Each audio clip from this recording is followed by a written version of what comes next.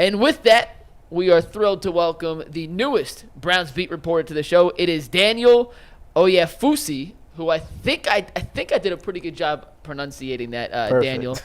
Pronunciation. Was that halfway decent?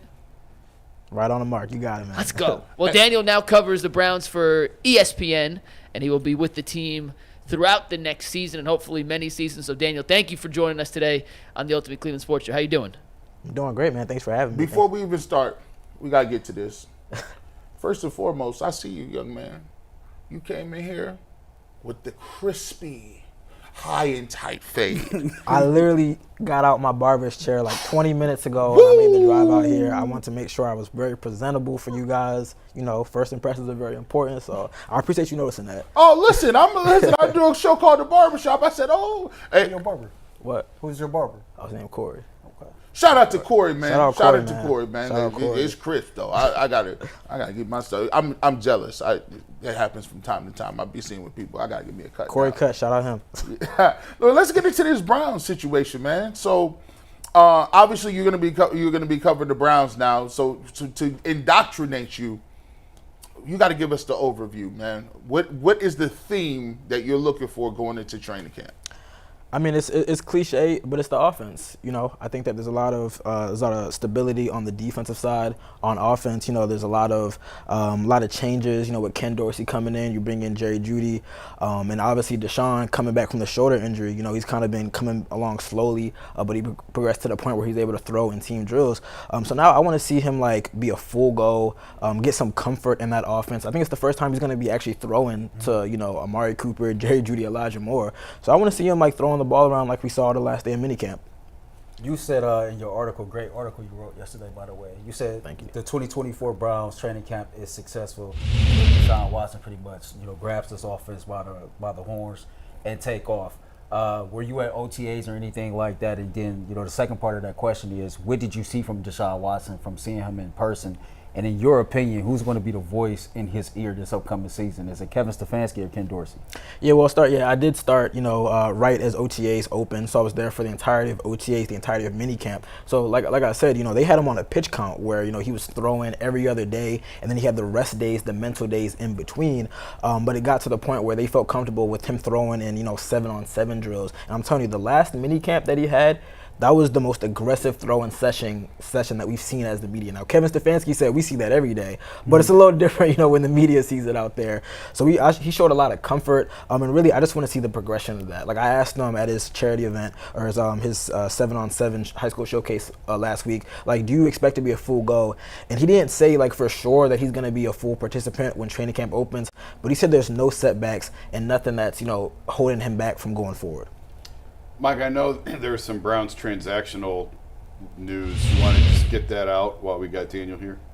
Yeah, the Browns have placed Nick Chubb on the PUP list, but the active PUP list, which means he can be activated at any point during camp. He's not guaranteed to miss 4 games. They also placed a few other players on the active PUP list, including DeAnthony Bell with a shin injury, Jack Conklin and Jed Wills with knee injuries, and Dalvin Thompson also with a knee injury, while Naheem Hines and Greg Newsome are on the non-football injury list to start camp.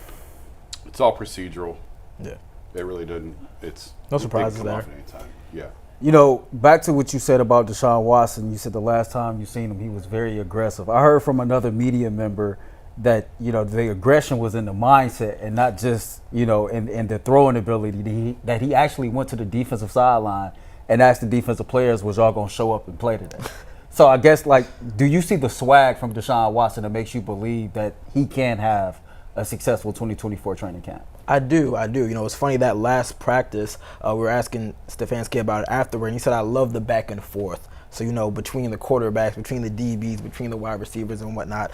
And again, I asked him, what gives you the confidence that you can get to that level of play that you think you're capable of? Really, we're talking Texans days.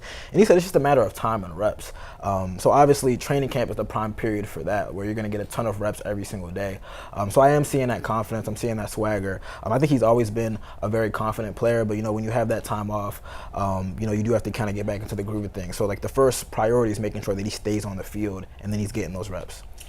Is there any veterans on this roster that you think are up for not getting cut, so to speak, but guys that may come out of nowhere? Like for me, I think Ronnie Hickman gonna get some minutes this year. It might not be Delpit's minutes, so that means Juan Thornhill. I like Ronnie Hickman. Do you see anybody, a young guy, an unproven guy coming up, making a big jump or leap to taking a spot?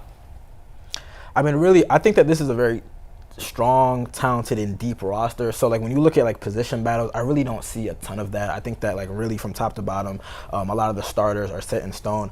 But the wide receiver position is kind of intriguing to me because obviously you have Amari Cooper as like the no doubt wide receiver one. You got Jerry Jeudy, who they traded for, gave a big contract to, so he's going to get a lot of reps. But after that, I think there is some competition to be had. At wide receiver 3, wide receiver 4, you got Elijah Moore coming back for another year in Cleveland. Cedric Tillman had a really strong spring. They spoke wonders about him and how he was there every single day. And then you have some young guys that are like stepping up and going to have an opportunity, whether it's David Bell. I really like Jamari Thrash, their late round receiver that they got a couple months back. I think that, with some of the veterans not really participating, I thought he looked really, really good. And he's one of those guys that I'm looking at, to maybe push for some playing time and a roster spot. Well, let's back up for a second. So you just came to Cleveland. Obviously, viewers don't know much about you. We don't know much about you. Where'd you come from, and give us your backstory? Oh man, I'm about to shake the table a little bit. So I am from Baltimore. I'm a Baltimore native, born and raised. Good thing G's here to West protect side, you. east side, what side? I'm from the county. Like on the east side though. Okay. Off the Alameda, if anybody knows that. I was, born and raised in Baltimore. Went to University of Maryland. There we go. I was gonna say, got my bio right there. Went to University of Maryland, go Terps. Covered the Ravens for a little bit, 2019, 2020. Then I moved to Miami, where I was covering the Dolphins for the past 3 years, and now I'm in lovely Northeast Ohio. So not much of a change, coming from Miami. Yeah, no, it's the same here. So you, especially in January. So you rolling with you rolling with Pop Joe or Avon?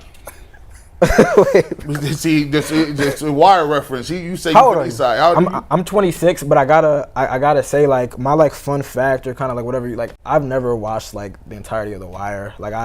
Honestly, How? I probably I think like my Baltimore card gets revoked, but like. Yeah, I just never grew up watching The Wire, and then I never came back to like revisit it. So you listen, bro. We when you come on the show, we be having something called homework. So we all prescribe shows like that. We be like, you got some homework to do. You got to watch this series. Like me, they put me on the Snowfall. I just never. You just got hit this. Oh, look, you see how that's how you hit get your too heart. about The Wire. Yeah, I know. Do you see how they hit your heart? Yo. Yeah. So like when Omar died in real life, that didn't really. Oh no! But like, I understood that. Like, Yeah. I understood that. Like, I had a browse question for you, but I guess you're a native of Baltimore and you're pretty good at your profession. Like, how do you, I don't know if you are a Ravens fan or not, but let's say hypothetically that you are. You work in the city of Cleveland, you dedicated to your craft of covering the Cleveland Browns. How do you turn that off or tune that out? I think you said it right there. Like, I'm dedicated to the craft. Like, this is a job. When I was in journalism school, like they told you real quick, like you're not covering the team as a fan. You're not covering anything as a fan of a player of the team or what it may be. Like, you're a reporter. So my job is to report on the team, without any bias, without any ulterior motives. And that's what I've always done, whether it was covering the Ravens, whether it was going to Miami, and now in Cleveland. Like, my job is to be the best Cleveland Browns reporter that I can and to give all the fans the news that they want without, any, opinion. Like, I'm not a columnist, I'm not an opinionated, or I'm an opinionated person, but my job is to be a reporter. So that's really how I see it. Oh man, so because we got people that be on the show. They be doing, what I'm saying, sometimes they watch other AFC North teams sometimes from time to time, and we be trying to downplay. No.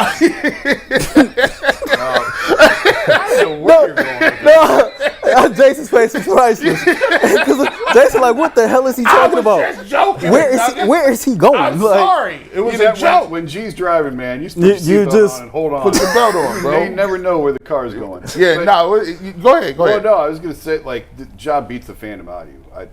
It's 100% true. Honestly. You could not find a bigger Indians fan than me growing up. Mm-hmm. Like, I could name the entire roster when I was 11 years old. Now it's like, Guardians lost. Oh well. Like there is. I know people are probably going to give you crap for a little bit. Oh, they already have. But when Ravens week comes around, I'm like already. You already got it. I'll tell you the same thing I tell her. Don't read your mentions. Shut your mentions off. I learned that real quick. I tell everybody I learned that real quick in the industry. Shut your mentions off. But welcome to Cleveland, and we're happy to have you and looking forward to your stuff. You know, the great part about it is we joke all the time. You know, we got whatever host on there, Adam the Bull. He's covered here for 12, 14 years, covered the team, and he grew up a Bengals fan. One of the greatest things I think about the AFC North is when you cover the AFC North, the teams are just so good that you can't even hate if you wanted to. Like, even if we don't like Baltimore, right? We ain't never gonna come up here and be like, oh, Baltimore is trash. No, they're not. They like Baltimore, Pittsburgh, Cincinnati. They all do their thing in a division, and I think it's one of the most competitive divisions. From your standpoint, how do you see this division in terms of where it ranks, and you know, what is going to come down to at the end of the day, who wins the AFC North title? I mean, I agree with you. This is the most competitive division in the entire NFL, in the entire league. And, you know, it's kind of cliche to say again, but, like, it comes down to the quarterbacks. You know, I think that right now you kind of give the Ravens just kind of like the early edge just because, you know, they're the reigning division champs and whatnot. But then you, like, look back and it's like, all right, well, like, if things shake out the way these teams hope, quarterback-wise, you could see a new division champ this year. Like, let's start with, you know, the Bengals where, you know, you're just hoping for health with Joe Burrow. You know, if he comes back, they're a playoff type team. He stays healthy, he's on the field, they're a playoff caliber team. You look at the Steelers, who I forgot the Steelers made the playoffs last year, like, honestly. Yeah. Like, I forgot they made the playoffs last year, you know, just because, like, you know, they have so much, you know, dysfunction at the quarterback position. But if one of those guys pops and kind of gets back to the level of play that you expect, whether it's Justin Fields or Russell Wilson, you're looking at a playoff team again. And then obviously with the Browns, like, I think they have everything from top to bottom, truly. Like, the defense is, you know, arguably the best. You can make a strong argument that it's the best. I love what they got going on in the secondary. The defensive line is deep and talented. You know, they have the offensive line when healthy. Obviously, you know, you're expecting Nick Chubb to come back at some point this season. And then it's just like, all right, if you get, like, I keep on saying it, I don't think you need, like, 2019, 2020 level play from Deshaun Watson. But if you get, like, anywhere near Pro Bowl form from Deshaun Watson, this is a team that can contend for a Super Bowl, and I truly believe that. Were you? I'm sorry, I missed the bio. Were you covering the Dolphins last year? I was. Okay, so what were your thoughts or perceptions of the Browns, if you had any, I know that wasn't your primary, but being an AFC team, and then being a little bit closer now and getting to know this team a little bit better, is there anything that you were right or wrong about? Well, I think that, you know, like, when you, like, come from Baltimore and you, like, cover the Ravens like I did, like, you have a working knowledge of the team. It was actually interesting. I spoke and wrote a story on Andrew Berry, his first season when he came in with Kevin Stefanski, and they were on the road to, you know, making the playoffs with Baker and whatnot. And you just saw, like, a cohesiveness within the franchise, within, like top to bottom. Mm-hmm. Like, that was one of the words that he kind of, or the phrases that he talked about, like, there being cohesiveness and everyone being on the same page. Obviously, they've made a lot of smart moves, like, through the draft, through free agency, through trades. And now it's just a matter of it all coming together. Like, that final piece is, like, the quarterback coming together. Honestly, I knew the defense was good, but, like, I was watching film, like, over the offseason, and, like, I just love this. Like, I'm a secondary guy. I love watching cornerbacks and watching safeties. And I just love how, like, Jim Schwartz just tell those guys, like, go on the island, leave you man to man, and we're not even worried about, like, what's going on. So I love the fact that they can do that, especially, like, when you're facing some of these top-notch offenses. You need guys that can do that. And I'm a defensive guy, like, you know, really, like, at my heart. So I just love watching them play defense. So earlier you said, you know, there's not many position battles that's going to take place. I agree with that. I think the main one we're going to be looking at is the right tackle, you know, Jones versus Conklin. But, like, furthermore, you said you're a defensive guy. You know, Cam Mitchell is slotted in as cornerback 4. Mm-hmm. You know, I've read a couple of articles where people feel like, you know, the Browns should probably go pursue another corner to bring into training camp. How confident are you in him manning down that cornerback 4 position? Because there are teams in the NFL that will spread you out 4 wide, 5 wide, etc. You think he can hold that down? I mean, I'm pretty confident right now. Obviously, like, they're mainly going to be in nickel. You know, they might go a little dime where you might bring in an extra cornerback or extra safety. But again, you like, some of these guys, like, weren't really, like, participating a ton in spring workouts, so you did get to see him get those reps. I think there's a lot of confidence in the entirety, like the depth of this unit. Outside of like linebacker, I think that there's really, really strong depth. I think that that's reflected, and kind of like the lack of moves. Like they really didn't make any major changes or major upgrades to the defense this offseason. What were your impressions of the Amari Cooper situation and how it concluded? I can't say I was like surprised. Like when you see, all these wide receivers get these big deals, and you see like, your teammate, also get a big deal, and you don't have any guaranteed money. You're coming to the final year of your contract. It's understandable. I was kind of surprised by like the nature of like how it came together. Obviously like they guaranteed the $20 million. I didn't really see a lot of situations where he wasn't going to see that non-guaranteed money. Yeah. So it was like kind of like, all right, we guaranteed it. I mean, he gets it up front now because they put half of it into a signing bonus, and then you kind of have like the raise, which he can get through incentives if he reaches certain thresholds. But overall, like it was good to just kind of clear that, because I don't think you wanted to go into training camp. They're going to the Greenbrier, they're going to West Virginia. Like you don't want to be all the way out there and everyone's just asking, where's Amari? So now you kind of don't have that cloud hanging over the start of training camp, and now you can just focus on ball. Yeah, speaking of the Greenbrier, Jason's going to go out there too. Like, it seemed to be very therapeutic for him last year. I thought most teams do that in maybe high school or college, and I was like, oh, this is kind of cheesy a little bit. Like, okay, but come to find out, you talk to a lot of players, they like it. Do you think that it is beneficial, and what part of that camp really, I guess, helps the team come together? Yeah, it was interesting to hear about this because I didn't know anything about this until like I got to Cleveland covering the team, and they talk about they're at the Greenbrier Resort. They're going to be there for 9 days, hold their first 7 practices there. They just talk about how like there's really like not a ton out there. From what I've been told, there's not a ton out there. Hope you like golf. I mean, I think I need to get into golf because all my friends that are approaching 30 or at 30, they started golfing, so I think it's a rite of passage. So I think it's about time maybe for me to pick that up. But they talk about how there's not a ton to do out there, so like you really are together. Like you say, it's kind of cheesy, but like hey, like when you don't have a ton to do out there, like you're just talking with each other, you're spending time with each other. And hey, they overcame a lot of adversity last year, winning 11 games, making the playoffs. So obviously in Stefanski's eyes, like it was a success. So why not run it back? It's a long time. It's a long time to be there, and I think because I was out there for the end last year, and by the time I got there, everyone was grumpy and ready to go home. So I think there comes a point where like it's okay for a few days, but it's a long time. And the coaches love it because of what you just said. There ain't nothing to do. It is all football, and you have their undivided attention for 10 days, 7 practices.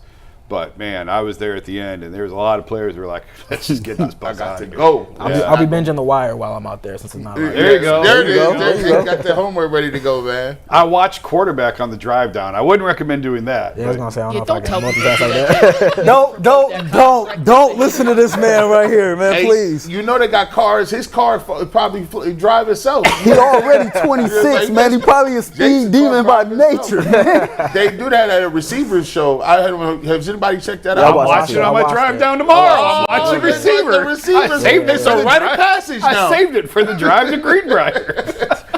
That's Get outta wild. here, That is wild. It's more like audio. Yeah, it's like an audiobook, Yeah, right? it's like an audiobook with a little screen in the dashboard. McGuggins, you got one? Yeah, I got one question, Daniel. We appreciate you coming in here, man. We'll definitely have you back. But when you look at how the AFC North stacks up, I know you mentioned earlier it is the most competitive division in football, and I know you just got here and are still kind of immersing yourself in the team, but being from Baltimore and covering the division before, I know you're familiar. We have said on this show we could see all 4 teams winning the division and essentially all 4 teams coming in 4th in this division. That's how stacked it is. Are you in the same mindset that this division, top to bottom, is pretty even across the board, and any scenario 1 through 4 in terms of finishing order is on the table for this upcoming season? Yeah, I think these teams are connected, or like there's only 2 or so games that like really divides like first place to last place. I mean, with the Steelers, I mean, even if they finish fourth, like, they're guaranteed a winning record. Like, I don't know what they got going on there. So they're always guaranteed a winning record. But yeah, again, if a lot of things shake out, like, just look at injuries, like all the things that the Browns had to overcome in terms of their top 3 tackles being injured, Nick Chubb being injured, Deshaun being injured, and some of the other injuries they had to deal with. Like, and you still win 11 games. Like, just think about, like, all right, if we have better injury health, how much better this team could be. And again, you say that for a lot of other teams. A lot of times it comes down to health, truly, and just kind of how you're peaking at the end of the season. So I do think this is a division where it's going to be week 17, week 18. There's a lot of divisional games on the back end of the schedule. We're going to see those games really, really decide who comes away with the division crown. Daniel, we appreciate you. We'll have you back again. Salute to you. We got to have you in Cleveland. We got to get you some Browns gear if you don't have some already. The man ain't gonna wear Browns gear. What's the matter with you? Hey, He listen. just said No, that but I'll use it like for my backdrop when I do like my little yeah. TV podcast and things like that. Yeah. See, y'all think Hey, keep grinding though. Like, man, appreciate 26 years old, you done landed a job at ESPN. Your trajectory is through the roof. Welcome to Cleveland. Thank you so much. I appreciate Yeah, that. yeah. Thanks for Thanks for having coming. me. Good to have you. Thank you for having me. We're gonna have to get Daniel some UCSS gear to put in the background too. Yeah. Maybe a little bit of Yeah. conflict of interest with the ESPN, but hey, we'll take the dub on that. So Daniel, thank you so much for coming in, my man. Thanks for having me. All right.